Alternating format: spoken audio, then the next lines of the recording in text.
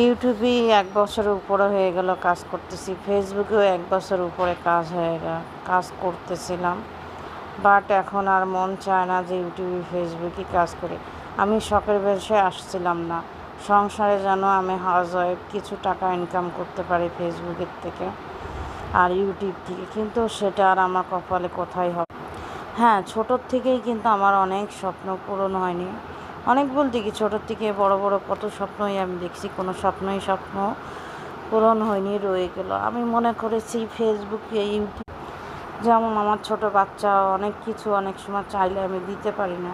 হ্যাঁ, আমাদের খাওয়া দাওয়াটা আমি একটু সবসময় আমার হাজব্যান্ডকে বলি, আমরা কষ্ট করি কিন্তু আমাদের বাচ্চাদের খাওয়া দাওয়ার কষ্ট করি না করাইতো। তারপরে কত সময় আছে আমি আমার বাচ্চা চাইলে কত কিছুই আমি দিতে পারি না। তখন কষ্টে আমার বুকটা ফেটে যায়, কিন্তু কিছু করার নাই।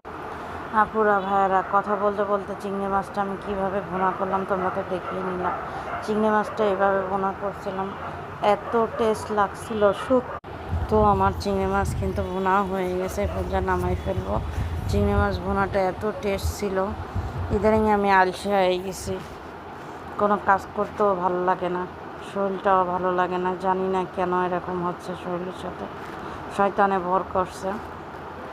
পেঁয়াজ, এলাচ, দারচিনি, লং ভেজে নিলাম, সামান্য একটু আদা রসুন দিয়ে দিলাম। আমার হাজব্যান্ড কিন্তু এইভাবে পোলাও পছন্দ করে না, প্লেন পোলাও পছন্দ করে। তো ওই দিন গেস্ট আসছিল বাসায়, তো এর জন্য রান্না করেছি।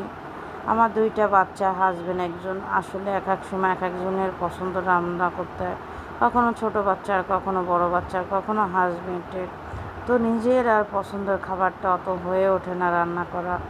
আর এত গরম, ইদানিং রান্নাঘরে রান্না করতেই মনে চায় না, কেন জানি না, কিন্তু কি করার, খেতে হলে তো যেতেই হবে। তো কথা বলতে বলতে একে একে সব কিছুই দিয়ে দিলাম। দেখলে এলাচ, দারচিনি, লং, এগুলো সব কিছু তুলে ফেলতে হবে। তো আমার হাজব্যান্ডের দাঁতের তলায় পড়লে তার আবার নাকি ভালো লাগে না। আমি যে কি সংসার করে নিজেও জানি না, সংসারের কোনো আগামাথা দেখি না আমি।